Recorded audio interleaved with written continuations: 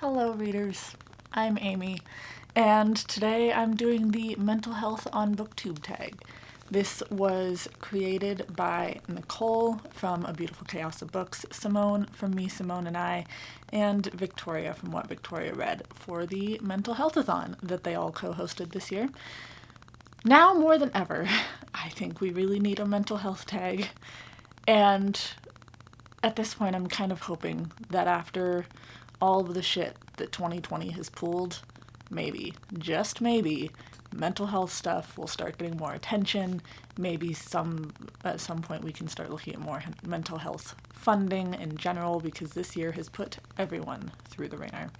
So let's go ahead and get started with the questions. Number 1, why do you read books about mental health or featuring characters with mental illnesses? I don't really have a straight answer for this one. I was always the worrier growing up. I was the worrywart to everyone. Was like, you've got to stop worrying so much about everything. And in college, studying psychology, becoming more educated on the issues, I'm realizing it's anxiety. I have anxiety, and that's fine. There's nothing wrong with that, as long as I'm learning how to manage it. So I did. Started going to therapy off and on and taking medications for it now. I'm currently working at a psychiatric residential treatment center, so I work with teens who are dealing with anxiety and depression and suicidal tendencies.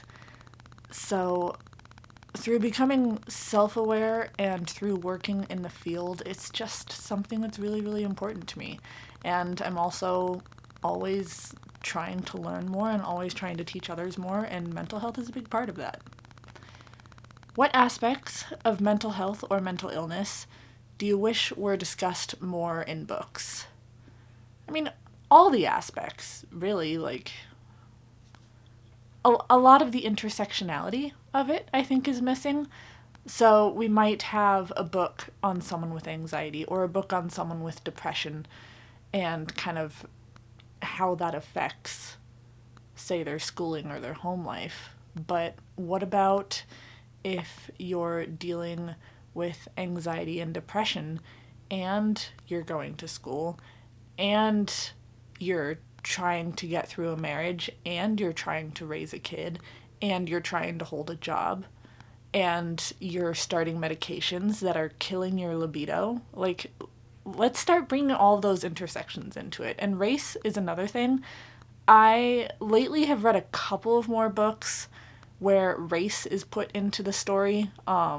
These are almost exclusively from authors of color, which is a good thing, because own voices. But generally speaking, I don't see a ton of mental health and race intersection in books, so that's something I'd like to see more of. Medication management in general, it's tough. I recently changed my own meds. My initial meds worked for me for a while. They were doing great. And then this year hit and things got crazy and my depression spiraled. And now I'm having to start with something completely new and see how that goes and baby step my way through it and constantly check in with my doctor about how I'm feeling. And that is scary and it's tricky.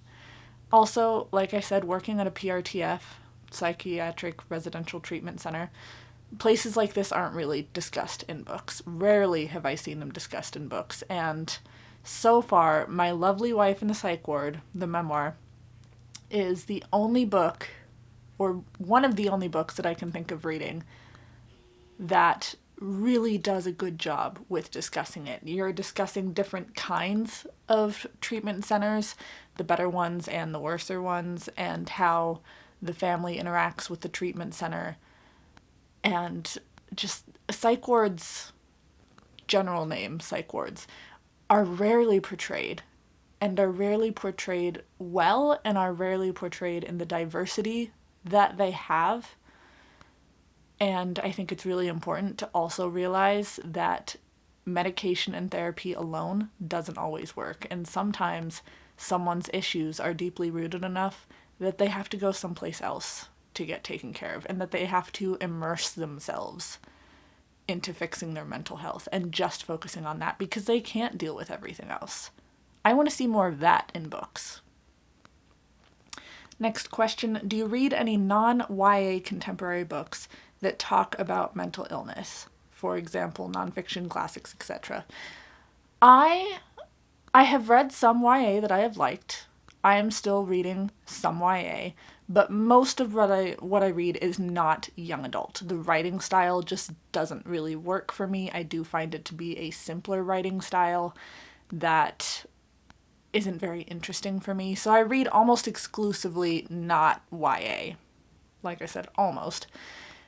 And I read a lot more contemporary than I ever really thought that I did, because I'm realizing contemporary is a huge genre, and then there's a bunch of stuff within that. But yeah, I read a lot of nonfiction. I've read some mental health thrillers. Mental health classics I don't really see a lot of. The Bell Jar is one of the only mental health classics that I'm aware of.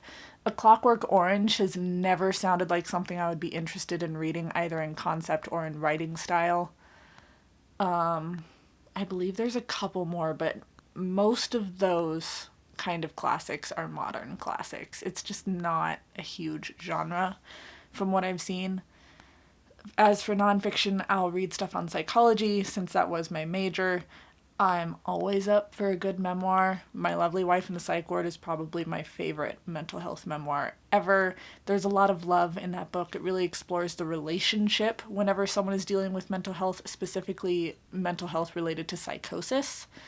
If I remember correctly, the wife in that memoir ended up being diagnosed with bipolar.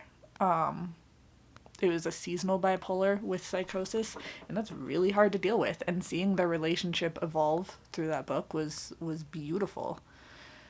I've been reading some YA lately, but besides that, yeah.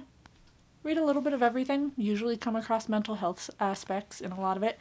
I did recently do a series of videos on sexual assault, and a lot of the books that I mentioned, both that I have and have not read, will discuss mental health, which is great because mental health really needs to be talked about when it comes to sexual assault. Have you ever read a mental health book that had a profound impact on you? If so, which one? Yes. I've already mentioned My Lovely Wife in the Psych Ward like a million times. The Quiet Room was a really great one. That is one on schizophrenia, which is also a mental health illness or mental illness that is not really talked about all that much. And The Quiet Room was a mix of biography and memoir because you have some excerpts from it that are from like her therapist or her parents, and then you have a lot of other parts of it that are from the author herself, so that was a really interesting mix. Schizophrenia has not touched my life personally, but I think I had a lot to learn from that book, and if you want to learn about schizophrenia, I would highly recommend that one. What was the other one I was just thinking of? Know My Name was a big one. That one's a sexual assault memoir, and it goes through what happened and the stuff that she doesn't remember. It was written by Chanel Miller, who was the victim of Brock Turner. It goes through everything that happened before, during, and after the rape or sexual assault. I don't know that it was actually classified as rape. And most of the rest of the book is the process of going through the court system and how that affects her, and seeing her mental health just tank as she is trying to deal with that. Really hit hard.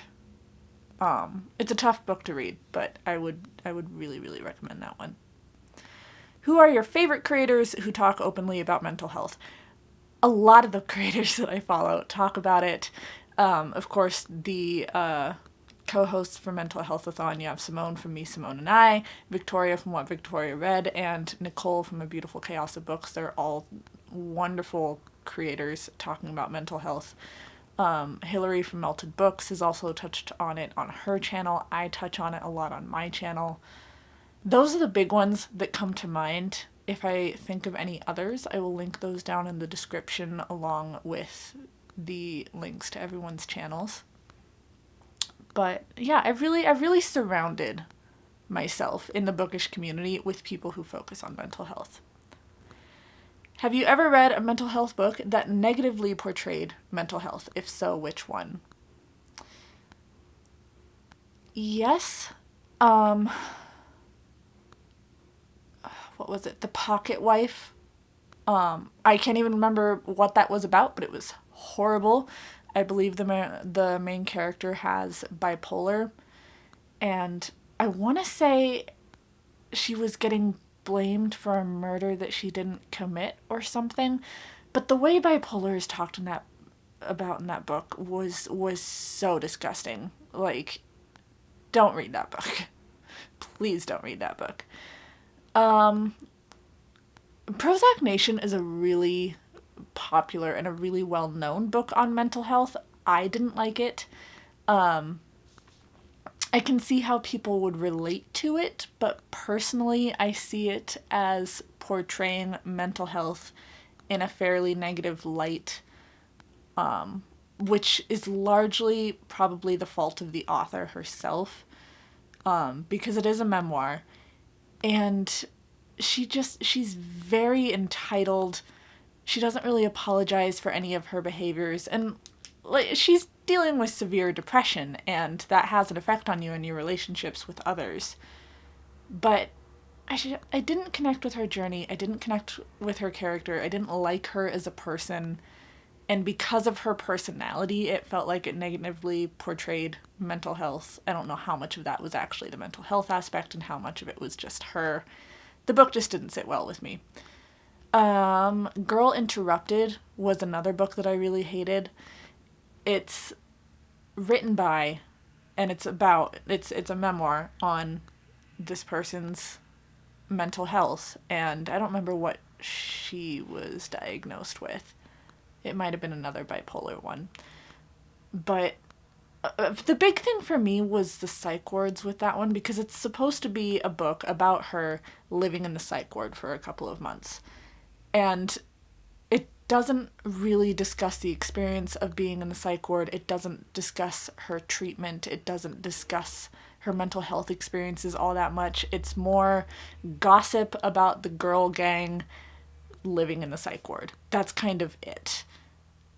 So again, it's not that it necessarily negatively portrayed mental health. It was that it was supposed to portray mental health, and it didn't really portray it at all for me. I think that's it for the big ones that I can think of right off the bat. What is your favorite book /series /genre to read when you are struggling with your mental health? I need to read according to my mental state a little more than I do. Generally, I classify myself very much as a mood reader, so I'll read whatever I'm in the mood for. But since joining BookTube, I've made a lot more of an effort to read a set TBR. I mean, I still deviate from that TBR like crazy, but I do try to read certain things in certain months. But since COVID really started to hit, I find what I've been wanting to read, not necessarily what I have been reading, but what I've been wanting to read is more thriller, more horror, more fantasy, just stuff that I can get lost in. I've never been a horror movie person. Horror movies freak me out, but I really just feel like watching horror movies all the time. I haven't really watched a bunch of them because I only want to watch them whenever I can watch them with my husband, so I have someone to cuddle with and hide behind, and with our current work schedules, it doesn't really happen much, but I've been wanting to watch horror movies. I want to scare myself with media so I'm less scared of life, if that makes any sense. And I have a, not a very good mental health-a-thon blog, but I have a mental health-a-thon blog that I just uploaded where I touched a bit on Elantris. I did read Elantris for most of May, which is when Mental Health-a-thon took place, because it just seemed something light and easy. I mean, yes, it's a very thick fantasy book, but it wasn't necessarily talking about any super heavy issues. I could just lose myself in it and relax for a minute, which is also really saying something because I don't really read a ton of fantasy either, although the genre has started to interest me more lately, and I'm wondering if that's because of mental health stuff. Is there any mental health book that you wish your younger self could have read? Not really. I generally find myself connecting more to plot than character. Like, I'm more plot driven than character driven. There, I think, have been a couple of mental health book characters that I've related to, but again, a lot of my mental health awareness has come from where I am in my life and the experiences that I've had in life. Books weren't really what taught me all that much about mental health. So I don't really have an answer for that one. And it's anxiety, I think, to go back to the question on things that could be represented more. Anxiety itself, I think I would like to see more in books. Like, you see characters who are really anxious and then they're diagnosed with depression or they're diagnosed with bipolar, and I'm not really seeing a focus on anxiety and how much it makes you worry, and like, my thoughts are always spiraling. I have a lot of sleeping issues because my mind keeps going and going and going, and I can't get it to stop long enough for me to fall asleep. It would be nice to find a book like that. I mean, if you have any recommendations, definitely link them down below for me. Is there a mental health book that you are yet to get to, but you still want to read? There are several, and I have to go into my Goodreads and look through that, because I have like a whole list of them that I wanted to read last year, and I just did not end up getting around to. Also, I find a lot of the books that I want are just really hard to find. Like, they weren't popular enough to be printed a bunch of times. Inferno, a memoir of motherhood and madness by Catherine Cho. Where is the... Oh, it says expected publication. I was wondering why there is no summary for that one. I'm assuming that's a mental health book that I want to read, and I must have learned about it somewhere because I put it on the list.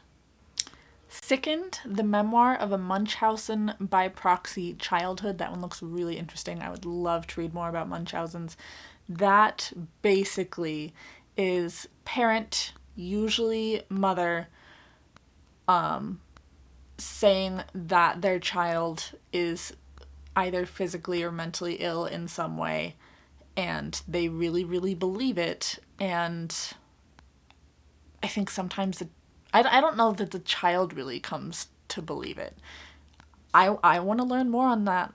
I want to read all of the things and learn more about it, because the psychology side of me is like, that is interesting. The Skin Game, I believe that's about just checking scenes from the life of an obsessive-compulsive. That's a lot of them that I want to read. I'm sure there's more on my list, but I'm also sure that you have things to do, and this video is almost 20 minutes long. Not gonna tag anybody, just if you want to do the tag, do the tag. So please like, subscribe, be my friend on social media, and I'll see all of you in my next video. Bye, friends.